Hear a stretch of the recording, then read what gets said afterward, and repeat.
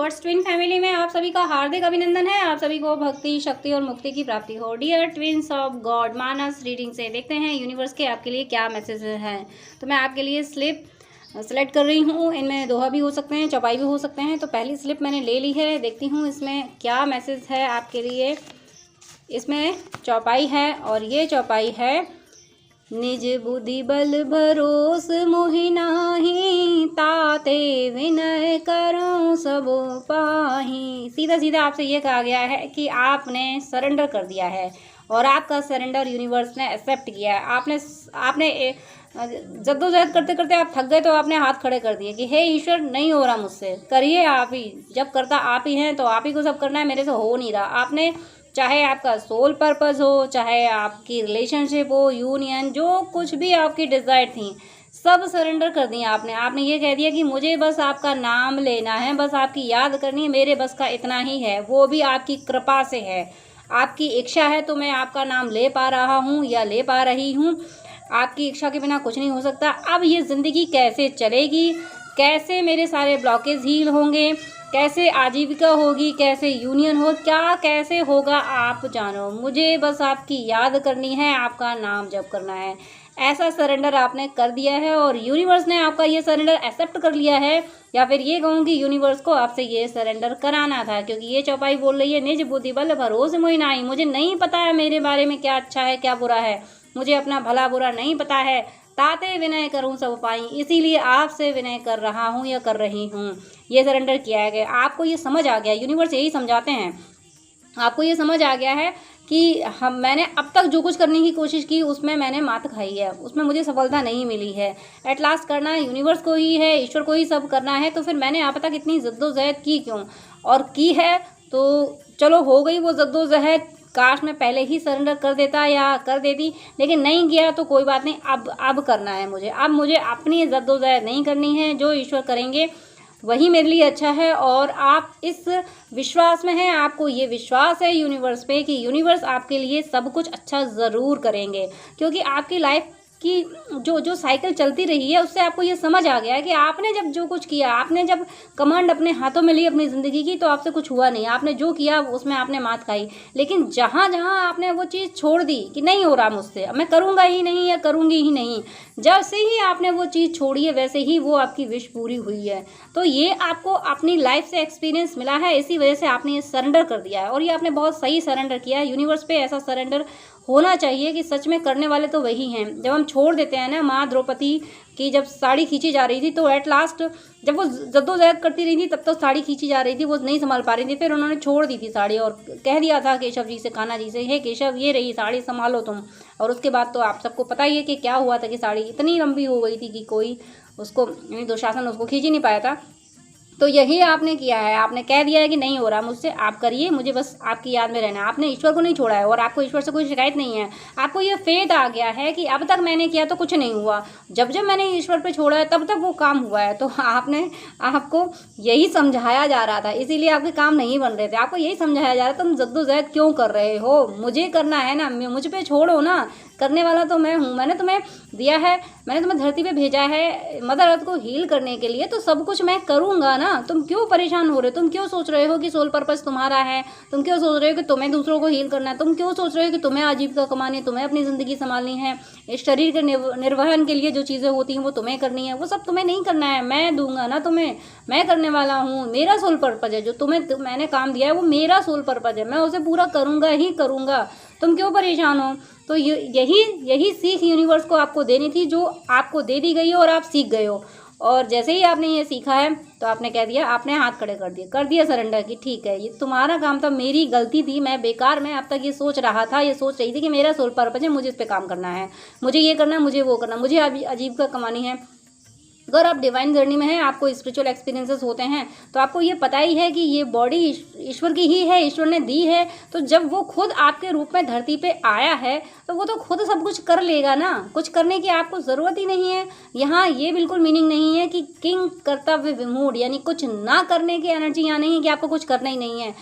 आपको मेंटलिटी, आपकी जो मेंटली वो थिंकिंग पावर था वो आपने सरेंडर किया है। आपने अपने थॉट सरेंडर किए। आपके थॉट में अभी ये था ना, आपने विचारों से जो चीज़ें पकड़ रखी थी ना, बहुत कुछ आपने छोड़ दिया था, लेकिन बहुत सी चीज़ें पकड़ रखी थी कि आपने अपने पर्सन का वेट करना तो छोड़ दिया था, लेकिन यूनियन पकड़ रखा था कि यूनियन के लिए मुझे ये करना है वो करना। अब आपने कह दिया कि नहीं, मेरे बस की बात नहीं है, करने वाले तो ईश्वर है ना, वो जब लाएंगे तब लाएंगे ना। तो ऐसे आपने अपना सोल पर्पज, अपना यूनियन, अपनी आजीविका, मनी ब्लॉकेज जितने भी थे सब आपने छोड़ दिए। आपने अपने दिमाग से छोड़े हो, यही छोड़ना होता है, विचारों से छोड़ना होता है। कर्तव्य तो आपने ये सोच लिया कि सामने आज यानी प्रेजेंट में रहना आप सीख गए हो कि आज जो काम मेरे सामने आया है, आज किसी के माध्यम से, जैसे किसी ने कहा कि आज ये काम कर लो, आज तुम्हें यहाँ जाना है, तो आपने उस काम को, उस ऑर्डर को यूनिवर्स का मान के कि ईश्वर ने ये काम दिया, ईश्वर ने कहा है कि तुम्हें वहाँ जाना है, आज ये करो जाके, तो आपने उस पर एक्शन ले लिया कि ईश्वर ने दिया है।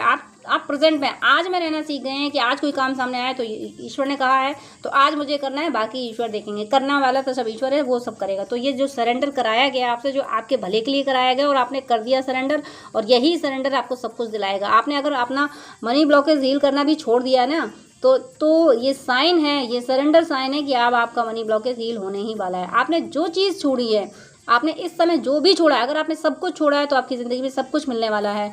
और अगर आपने कोई एक चीज़ छोड़ी है, आपने अगर यूनियन छोड़ा है तो यूनियन मिलने वाला है आपको। आपने अपनी ज़िंदगी में प्रॉस्पेरिटी अगर छोड़ दी, आपने वेट करना छोड़ दिया कि ईश्वर की मर्जी है, मुझे बस काम करना है, तो प्रॉस्पेरिटी आने वाली है। जो चीज़ आपने इस समय छोड़ी है, जिस बात का आपसे सरेंडर कराया गया है, बस वही आपको मिलने वाली है। तो आपको इतनी जद्दोजहद सरेंडर के लिए ही कराई गई थी। ये एक चौपाई ऐसी आई कि इस पर इतनी ज़्यादा एक्सप्लेनेशन यूनिवर्स को देनी थी, इतनी ज़्यादा आपको बातें बतानी थी। तो बहुत प्यारी एनर्जी है आपकी कि ये सरेंडर बहुत ज़रूरी था जो ईश्वर ने आपसे करा लिया, और करना बहुत पहले चाहिए था, लेकिन समय आने पे ही काम होते हैं ना। चीज़ें हम एकदम से नहीं सीख सकते, सीखने में वक्त लगता है ना। तो आपने बहुत सही सीखा है। ये नेक्स्ट स्लिप में भी चौपाई है, इसका है मज्जन फल पेखिए तत्काला, काक होय पिक बकऊ मराला। यहाँ कहा गया है कि कुछ लोग ऐसे होते हैं कि काक होय पिक बकऊ मराला, यानी कोई किसी की नकल नहीं कर सकता, और नकल अगर करेंगे तो ओरिजिनलिटी नहीं आ सकती। अगर हम भक्ति नकल से कर रहे हैं कि देखो वो ऐसी भक्ति कर रहा है तो हम भी करें, तो भक्ति तो एक ऐसी चीज़ है। यहाँ तो मुझे इंट्यूशन ये आया कि भक्ति एक ऐसी चीज़ है, भक्ति अगर नकल करके भी की जाए तो कहीं ना कहीं भक्ति का इन्फ्लुएंस ऐसा हो जाता है कि फिर भक्ति का रंग सच में आ जाता है। लेकिन बहुत से लोग दिखाते हैं, आप मुझे एक्सप्लेन करने की ज़रूरत नहीं है, आप सब लोग जानते हैं कि आपके आसपास ऐसे लोग होंगे जो बहुत दिखाते हैं कि मेरे पास ये है, मेरे पास वो है। तो ऐसे लोगों से आपको बचना है। अगर आपके आसपास ऐसे लोग हैं तो उनको अवॉइड कर देना है। आपको ये मान लेना कि ये बेचारे हैं, ये नासमझ हैं, इन्हें नहीं पता कि सोल क्या है, ये बॉडी क्या है, कैसे ईश्वर को पाते हैं, कैसे ईश्वर अपने अंदर ही मिल जाता है, इनको नहीं पता। ऐसे लोग आपके आसपास हैं तो उनको जज ना करें, बस उनके लिए ईश्वर से प्रार्थना करें, हे ईश्वर, जो एक्सपीरियंस, जो अनुभव आपने मुझे दिए, कृपया इन पे कृपा करें और अपनी अनुभूति इन्हें कराएं, इनके प्रारब्ध थोड़े मिटाएं। ऐसी आपको उनके लिए प्रे कर लेनी है, लेकिन उनको जज नहीं करना है। मज्जन फल पेखिए तत्काला, काग होई पिक बकऊ मराला। इसका मीनिंग बस यही है कि आपको ऐसे लोगों की में उलझना नहीं है। ऐसे लोग अगर आपके आसपास हैं, अगर आप उलझ जाते हैं ना, तो आपकी एनर्जी वो ले जाएंगे, वो तो आपकी एनर्जी लेने के लिए ही आपसे उलझेंगे आगे। तो ऐसे लोगों से आपको बिल्कुल नहीं उलझना है। बस यूनिवर्स से प्रे कर लेनी है कि हे ईश्वर, आप संभालिए, आपके ही बच्चे हैं, नादान हैं, गलतियां इनसे हो जाती हैं, तो प्लीज़ आप इन बच्चों को अपने संभाल लीजिए। यूनिवर्स वैसे ही संभालेंगे, लेकिन आप अगर उनके लिए प्रे करके और अपनी जर्नी में आगे बढ़ जाएंगे तो आपकी एनर्जी ड्रेन होने से बच जाएगी। आपको अपनी एनर्जी के लिए उनके लिए प्रे करके आगे बढ़ जाना है। नेक्स्ट स्लिप है आपके लिए, इसमें देखती हूँ क्या मैसेज है यूनिवर्स का। इसमें भी चौपाई है। ये है, विधि बस सुजन कुसंगत परही, फनि मनि सम निज गुण अनुसरही। यहाँ यानी सत्संगति और सज्जनता के बारे में कहा गया है, कुसंगत के बारे में कहा गया है। ये तो यहाँ आपसे यही कहा गया है कि आप ज़्यादातर मोटिवेटेड चीज़ें सुने। आप कथा अगर सुनते हैं, कथा भगवान की, तो सुने और उसमें और आप ऐसा कर रहे हैं। कहीं ना कहीं मुझे ऐसा फील हो रहा है कि आप ऐसा कर रहे हैं। आपका आजकल जो मन ज़्यादातर कथाओं में लग रहा है, और जब कथा आप सुनते हैं ना, तो इस बात का ध्यान रखिएगा कि प्रभु का जो चरित्र चल रहा हो, उस चरित्र में अपने आप को किसी भी रोल में देखना शुरू कर दिया कीजिए। आप ईश्वर से जो भी रिश्ता मानते हैं, अब भले ही आप राम कथा सुन रहे हैं या कृष्ण कथा सुन रहे हैं, लेकिन आप पूजा शिव जी की करते हैं, या शिव जी की कथा सुन रहे हैं और पूजा राम जी या कृष्ण जी की करते हैं, या आप किसी और रिलीजन में हैं, तो मेरा कहने का मीनिंग ये है कि आप जो भी सुन रहे हैं उसमें कहीं ना कहीं किसी भी करेक्टर में अपने आप को प्रेजेंट माना कीजिए। तो आप ये जो कथा से एनर्जी आती है वो आपको मिल पाएगी और आपकी भक्ति और मजबूत हो पाएगी। कथा सिर्फ कानों से ना सुने, कथा के किसी भी करेक्टर में खुद को फील कर ले कि मैं ये करेक्टर हूँ, मैं ये रोल कर रहा हूँ, प्रभु के साथ ऐसा हो रहा है और मैं प्रभु ऐसा कर रहे हैं और मैं उस समय हूँ, मेरा ये रोल है, मैंने ऐसा किया था। तो मैंने का मतलब मैं नहीं आना चाहिए। प्रभु के चरणों में बैठ के आप कुछ भी सोच सकते हैं। राम जी ने युद्ध किया था तो इतनी सेना थी, किसी में भी खुद को मान सकते हैं आप। एक गिलहरी थी जो राम सेतु जब बन रहा था तो वो अपनी बॉडी में रेत लपेट के जाके पानी में लौट के आ जाती थी, तो सब लोगों को बनाने में दिक्कत हो रही थी कि ये गिलहरी पैर से दब जाएगी। तो हनुमान जी ने उसकी पूंछ दबा दी थी कि ताकि हट जाए, तो उसने शिकायत कर दी थी जाके हनुमान जी से। अब वो राम जी से शिकायत कर दी थी कि देखो हनुमान जी ने ऐसा किया, मैं तो ये कर रही थी। तो अगर तुम ऐसा कर क्यों रही थी, इतनी तो तुम जरा सी तो हो, तुम ये कर क्या रही थी कि रेत लपेट के वहाँ जा रही थी। तो गिलहरी का जवाब होता है ये आप माना कि एनिमल्स ऐसे नहीं बोलते हैं, लेकिन एनर्जी से बात मैं कर रही हूँ, एनर्जी की बात कर रही हूँ कि एनर्जी से आपको मोटिवेशन मिलता है। तो उसका रिप्लाई ये था, उसने ये रिप्लाई किया कि माना कि मेरे कुछ करने से पुल नहीं बनने वाला, ये पुल बन रहा है, राम जी का पुल बन रहा है, मेरे करने से नहीं बनने वाला, लेकिन मेरी सेवा तो गिनी जाएगी कि प्रभु कार्य में मैंने कोई सेवा की। माना कि मैं जैसी हूँ, जैसा मेरा शरीर है, जो मैं अपने प्रयास किया, लेकिन मेरा वो प्रयास प्रभु के काम में तो आएगा, प्रभु तो गिनेंगे उसको, नहीं मेरे से कुछ हो रहा, लेकिन मेरा प्रयास तो देखा, मेरी भक्ति तो प्रभु स्वीकार करेंगे। तो ये इतना इस कहानी से, ये जो कथा है गिलहरी वाले प्रसंग से, इससे इतना ज़्यादा मोटिवेशन मिलता है कि प्रभु के लिए हम कोई काम करें। माना कि हमसे नहीं हो रहा, हम बहुत कुछ नहीं कर सकते, सृष्टि का रचाता वो, सृष्टि वो चलाता है, उसका काम हम अपने हाथों में नहीं ले सकते। लेकिन हमने अगर एक चिड़िया को भी दाना खिला दिया ना, तो हमारे ईश्वर ने काउंट कर लिया वो कि देखो मेरी रचना ने, यानी मैंने इसे बनाया है और इसने मेरी ही रचना की मदद की है। तो आपकी भक्ति में वो काउंट हो जाएगा। तो वही आपसे आपकी प्रशंसा भी की जा रही है कि आपको ये कहा भी जा रहा है कि आप बिल्कुल सही डायरेक्शन में हो, आपने बिल्कुल अपने भक्ति का सही तरीका चुना है। आप जो भी कर रहे हैं इसी तरह से आप करते जाइए।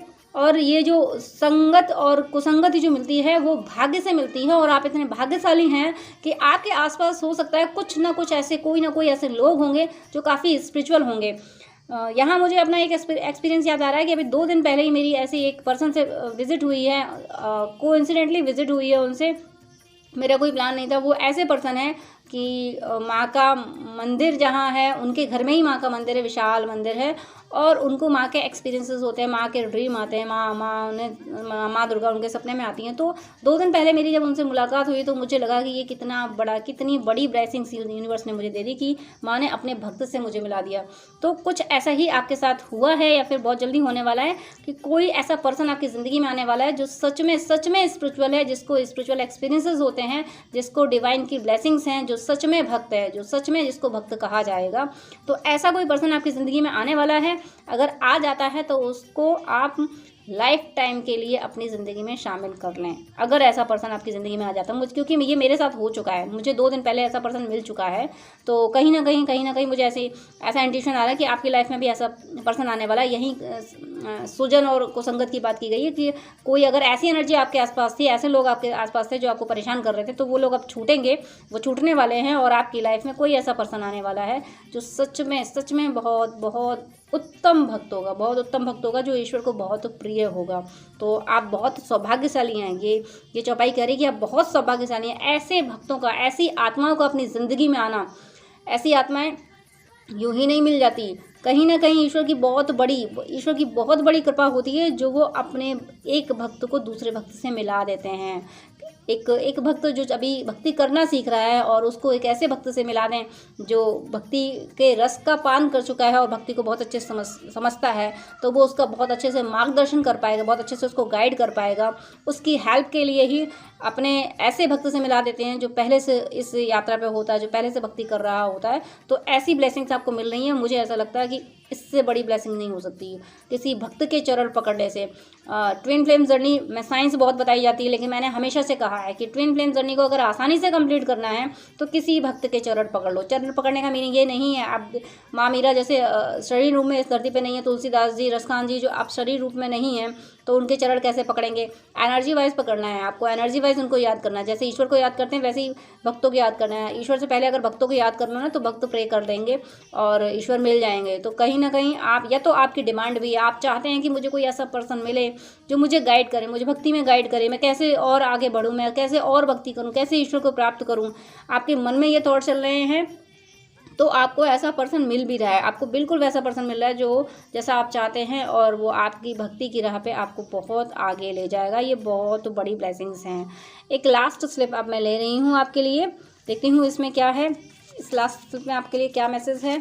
ये मैसेज है आपके लिए, ये है नारद वचन न मैं परिहरऊँ, बसाऊँ भवन उजरऊँ नहीं डरऊँ। ये है, ये कहीं ना कहीं आपकी यूनियन के लिए कहा जा रहा है। तो अभी जो लास्ट जो चौपाई से आया कि आपको कोई ऐसा पर्सन मिलने वाला है जो सच में ईश्वर का भक्त है, तो और उसके जस्ट आफ्टर इस चौपाई का आना कि माता सती ने जब शैलपुत्री यानी गिरिराज के यहाँ जब जन्म लिया था ना, तो अगले जन्म में शिव जी को पाने के लिए तो नारद जी ने जाकर उनका मार्गदर्शन कर दिया था कि तुम तपस्या करो, तुम्हें शिव मिलेंगे।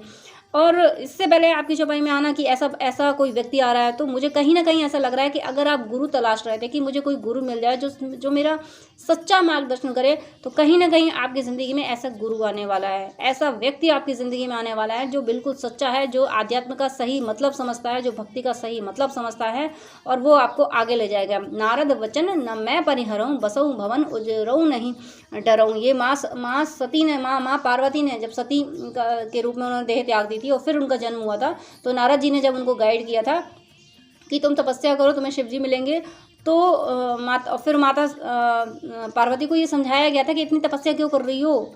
माता पिता होते हैं कि बेटी की तपस्या उन्हें खराब लगती है, तो उनको समझाया गया था मत करो ये तपस्या, ये करो वो करो। तो माता पार्वती ने ये कह दिया था कि नारद जी ने जो मुझे वचन कह दिए हैं, अब उनके वचनों से मेरा घर उजड़े या बिगड़े, मुझे इससे कोई फ़र्क नहीं पड़ता, लेकिन नारद जी ने कह दिया तो फिर मुझे करनी है।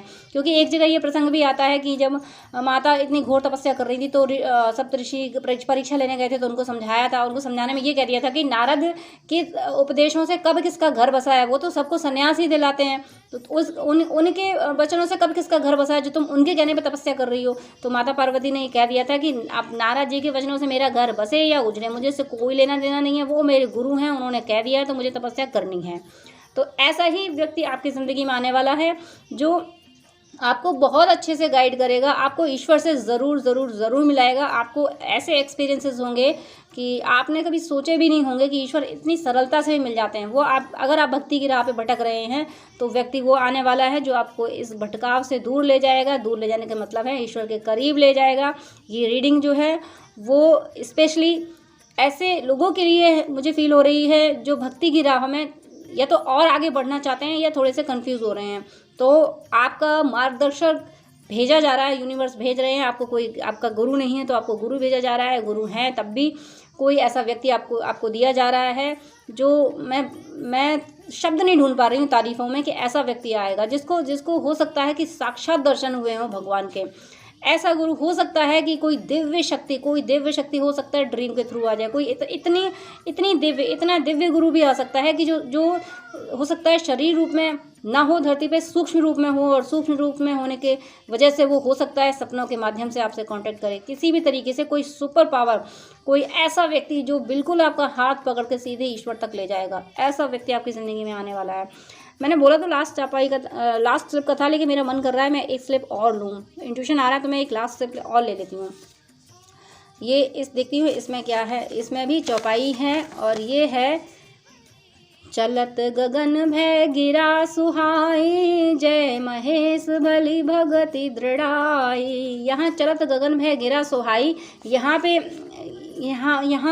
जय महेश, यहाँ पे माता पार्वती और भगवान शिव का यानी विवाह के बाद जो जा रहे हैं अपने कैलाश पर्वत पे जा रहे हैं विवाह के बाद, वो उसकी एनर्जी यहाँ फील हो रही है कि आकाश में विमान जा रहा है। चलत गगन भय गिरा सुहाई, यानी गिरा यानी माता पार्वती, जय महेश भली भगति दृढ़ाई, कितनी यानी भक्ति की, यानी यहाँ भक्ति की विजय दिख रही है। देखिए आप जरा सीन सोचिए और इसका नंबर देखिए, इस पे नंबर पड़ा हुआ है 111, यानी जब स्लिप मैं लिख रही थी तो कोइंसिडेंटली, ये मैंने प्लान नहीं किया था, मैं तो बस स्लिप चौपाई देखी और नंबर डाला, तो इस तरह से यहाँ पे 111 आया।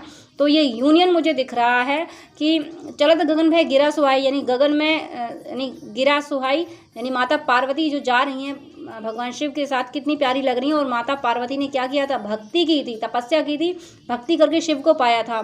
तो यहाँ कहा कि जय महेश भली भगति दृढ़ाई, यानी भगवान शिव की जयकार की जा रही है और साथ में कि भगवान शिव को कैसे पाया, भक्ति करके पाया। तो वही मुझे ऐसा फील हो रहा है कि पहले से आपकी चौपाई में ये निकला कि आपको कोई ऐसा पर्सन मिलने वाला है। फिर नारद जी के वचनों के लिए कहा गया कि नारद जी के वचन से घर बसे या उजड़े, मुझे भक्ति करनी है। तो आप बिल्कुल, आपकी ये एनर्जी है कि मुझे भक्ति करनी ही करनी है, मुझे अब संसार से कोई मतलब नहीं। पहली जो चौपाई आई थी, पहली चौपाई आपकी यही आई थी कि आपने सरेंडर कर दिया है। तो आपने मटेरियल वर्ल्ड सरेंडर कर दिया और आपने बस ये सोच लिया कि मुझे अब भक्ति करनी है, बस शरीर से जो काम ईश्वर देंगे वो करना है और मुझे भक्ति करनी है। इसीलिए इसी तरीके से गाइडेंस के लिए आपकी लाइफ में ऐसा कोई दिव्य पुरुष या दिव्य, मैं जेंडर की बात नहीं करूँ, पुरुष हो चाहे स्त्री हो, किसी भी रूप में हो, आपको गाइड करने के लिए भेजा जा रहा है। और जब वो आएगा तो फिर आपकी जो थोड़े बहुत कन्फ्यूजन रह गए, वैसे भी आप बहुत दृढ़ हो अपनी भक्ति में, आपको भक्ति ही करनी है, और उसकी वजह से वो जो पर्सन आएगा तो फिर आगे ना भली भगति दृढ़ाई, भक्ति की, आपकी भक्ति की दृढ़ता की प्रशंसा की गई है। आप जिस भी ईश्वर को मानते हैं, ईश्वर तो एक ही हैं, ईश्वर के जिस भी रूप को मानते हैं वो आपको ज़रूर मिलेंगे, क्योंकि एक ऐसा पर्सन आ रहा है आपकी ज़िंदगी में, चाहे पर्सन बोलूँ चाहे एनर्जी बोलूँ, आपको ईश्वर तक वो ज़रूर ले जाएगा। तो ये बहुत, मैं जितनी आपकी तारीफ़ करूँ, मैं आपको जितनी बधाई दूँ उतना कम है। ये बहुत दिव्य रीडिंग है। ये दिव्य रीडिंग इसलिए नहीं है कि मैं कर रही हूँ, ये दिव्य रीडिंग इसलिए है कि आप भक्ति के लिए दृढ़ हैं। आपने डिसाइड कर लिया कि मुझे भक्ति ही करनी है, इसके सिवा मुझे कुछ और नहीं करना। बाकी सब तो करने वाले ईश्वर है ना, करता वो है ना, बाकी सब वो करेगा। मेरा काम सिर्फ भक्ति करना है, मैं सिर्फ मेरा काम करूँगा या करूँगी। तो आपकी दृढ़ता की वजह से, आपकी इस इतना आपने जो आपने स्ट्रॉन्ग डिसीजन लिया है, इसकी वजह से ये रीडिंग दिव्य ईश्वर ने दी है, दिव्यता दी है इस रीडिंग में, ताकि ईश्वर आपको बताएंगे, ईश्वर आप तक ये मैसेज पहुंचाएं कि तुम्हारी ये दृढ़ता है ना, मुझे बहुत प्रिय है। भक्ति के मार्ग पे चलना आसान नहीं होता, इस पे इतनी ही दृढ़ता की ज़रूरत होती है कि कोई अगर ये कह रहा है कि इस व्यक्ति के गाइडेंस में चलोगे तो घर बर्बाद हो जाएगा, तो माता पार्वती ने कह दिया कि ठीक है, मेरा घर बसे या ना बसे, मुझे पालन तो नारद जी के वचनों का ही करना है। तो आप भी इसी एनर्जी में आओगे कि ये जो पर्सन आपकी ज़िंदगी में आ रहा है, चाहे ड्रीम के थ्रू आए या कैसी भी थ्रू आए, आप इसके खिलाफ, आपको चाहे कितना भी भड़काया जाए, लेकिन आप भड़कने वाले नहीं हैं, क्योंकि आप भी डिवाइन सोल हो। आप कहीं ना कहीं उस सोल से कनेक्ट हो पाओगे, वो सोल आपको अपने से कनेक्ट कर लेगी, क्योंकि वो यूनिवर्स भेज रहे हैं, वो सोल यूनिवर्स भेज रहे हैं आपके पास आपको गाइड करने के लिए। तो वो सोल आपको अपने से कनेक्ट कर लेगी और आपको कनेक्ट करके ईश्वर तक ले जाएगी। आपको बहुत बहुत बहुत बहुत बधाइयाँ, मेरी शुभकामनाएं हैं। ये इंसिडेंट, ये पर्सन, ये व्यक्ति, ये दिव्य आत्मा आपको बहुत बहुत जल्दी मिले और आपको ईश्वर के दिव्य दर्शन हो। God bless you. जय श्री कृष्णा।